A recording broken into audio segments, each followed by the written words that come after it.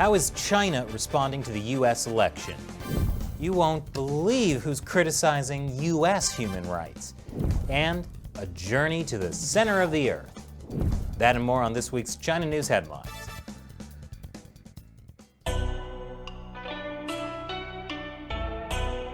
Welcome to China Uncensored. I'm Chris Chappell. Confused about the U.S. election?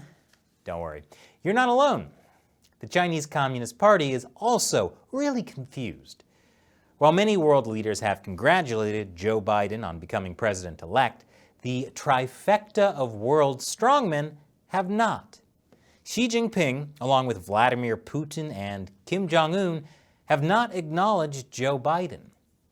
Actually, I'm not sure if the Supreme Leader of North Korea has ever congratulated a U.S. president on winning. Well, why haven't they? It could be the ongoing accusations of voter fraud being made by the Trump campaign. After all, these guys probably have more experience with rigged elections than a free democratic process. Okay, technically only one of them has to even bother with rigging elections. The point is, the official response from the Chinese Communist Party has been incredibly muted. Chinese authorities feign indifference. China's Foreign Ministry spokesman Wang Wenbin said on Wednesday that the U.S. election is a domestic affair. China has no position on it. Chinese media staff told Radio Free Asia that they have received notice from the authorities, asking them to follow state media sources. The notice also warned them not to translate foreign media coverage without official approval and not to inflame excessive emotions and prevent public opinion from becoming heated and sidetracked. Hey, let's not focus too much on elections in case people in China start getting ideas. However, certain Chinese state-run media have been more vocal, especially in English. My favorite state-run media, the Global Times, called President-elect Biden an old friend for the Chinese. State-run China Daily said under Biden, U.S.-China relations can be reset for the better. I wonder from whose perspective it would be better. The Legal Daily, a newspaper run by China's internal security forces, declared Biden the winner, saying, "The world can be a little bit relieved because we won't have the over 2-month election dispute like Bush v. Gore in 2000. I have never in my life wanted to believe Chinese state-run media was right until this very moment. So the Chinese Communist Party and state-run media may have different takes. The Chinese people themselves also have their own takes. There are two opposing views among Chinese people. Fanatic nationalists, such as the Little Pinks, the pro-CC youth, are very much afraid that Trump will be re-elected. Those who oppose the CCP are just the opposite. For them, living under the CCP's rule is a big tragedy. They hope that President Trump will be elected for a second term, so that he can continue to be tough on the CCP. They even hope that President Trump can put an end to the CCP. Trump is no fan of communism. November 7th was the National Day for the Victims of Communism. And despite, having other things to worry about, Trump issued a statement. He said, while Marxism promises equality, peace, and happiness, in practice, it only results in inequality, violence, and despair. As proud Americans who cherish the blessings of freedom and democracy, we promise to support the more than 1 billion people currently captive within communist regimes and deny their unalienable rights to life and liberty. Okay, so in today's episode, I've agreed with both Chinese state-run media and Donald Trump. Oh, 2020, what surprises will you bring next? Republican Senator Chuck Grassley is taking aim at Joe Biden's son, Hunter. He wrote to the Department of Justice saying the Biden family's close dealings with state-linked Chinese companies and individuals is a major problem.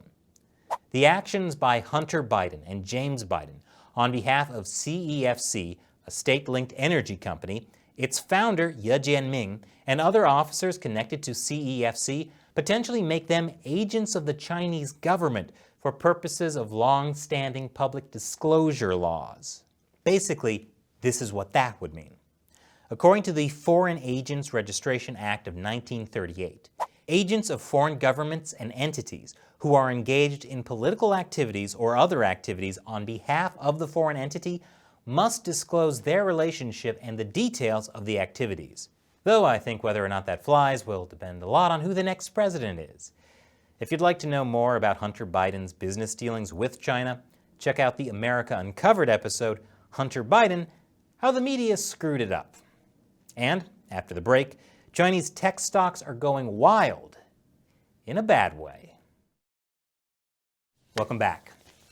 Huawei, the Chinese telecom company that's totally private and has no connection to the Chinese state, is selling its phone unit to the Shenzhen government. A big reason for this is U.S. sanctions on Huawei. The U.S. has banned the sale of U.S.-made equipment to Huawei, so Huawei is struggling with production.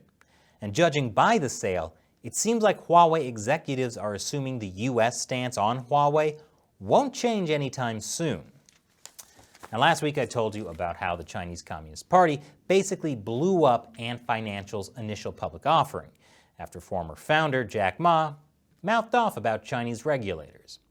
Well, that decision has wiped out $250 billion of Chinese tech stock value.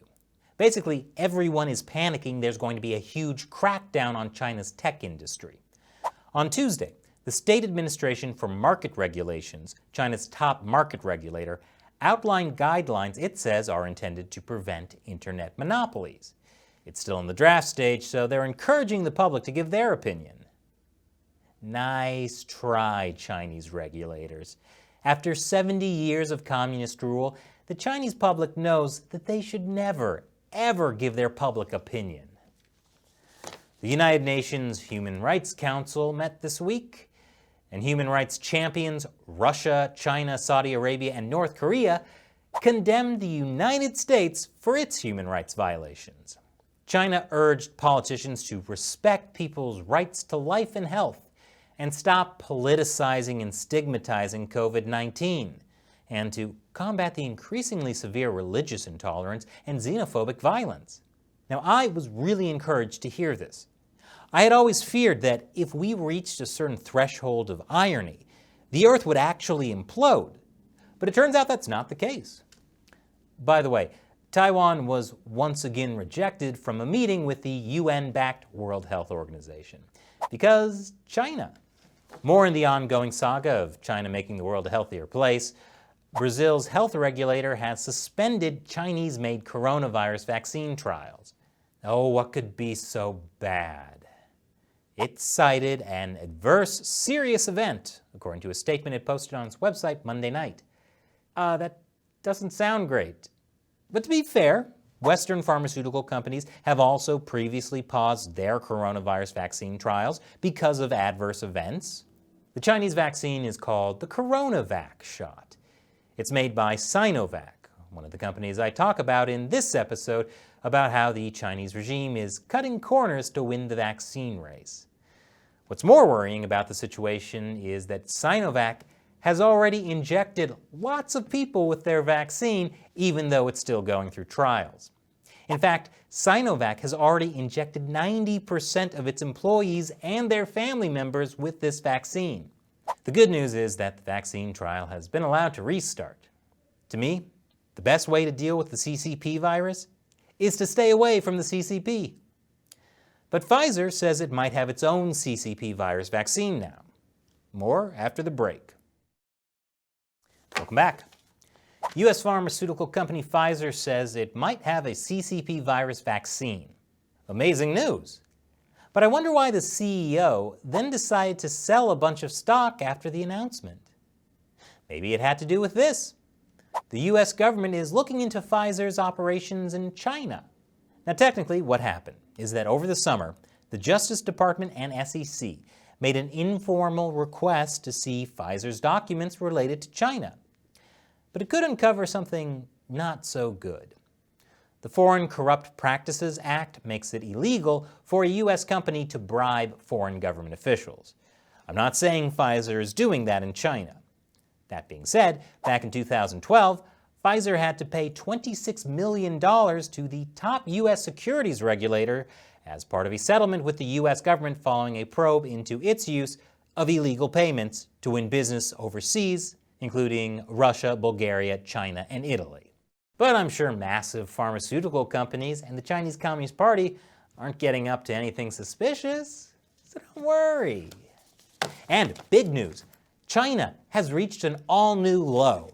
That's right, China has broken their record for the deepest manned dive in the Mariana Trench.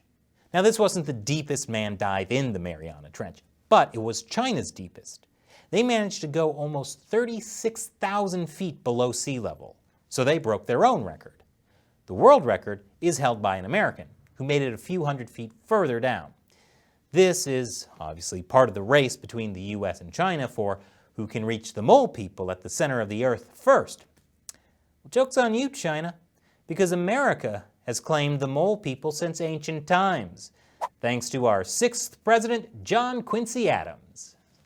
And now it's time for me to answer a question from a fan who supports China Uncensored on the crowdfunding website Patreon. Arpanet at CERN asks, "Hey Chris, are those papers that you play with on your desk just blank props, or is something actually written on them?" Oh, these? These papers contain a vast array of uncensored secrets that I've been disclosing throughout the past 8 years and stretch far into the future. But it's written in an ink only I can decipher with a specially designed contact lens. I do that to prevent Shelley from stealing the papers and taking over the show. She'd use the power for evil, just saying. Thanks for your question, Arpanet. If you'd like me to answer your question on the show, join what I call the China Uncensored 50-cent Army on Patreon. Join me in the fight against the Chinese Communist Party. For as little as the price of a cup of coffee, you can help us keep this show going. Go to patreon.com/China Uncensored to learn more. Once again, I'm Chris Chappell. See you next time.